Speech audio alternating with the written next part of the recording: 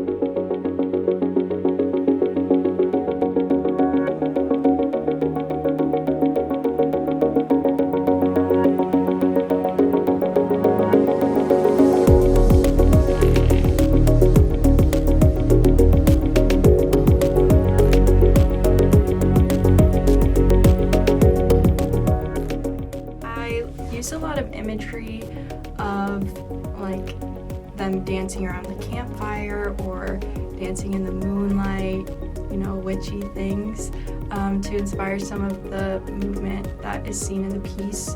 And then I also wanted to include kind of the idea of them embracing kind of a feminine movement quality, and kind of explored with that.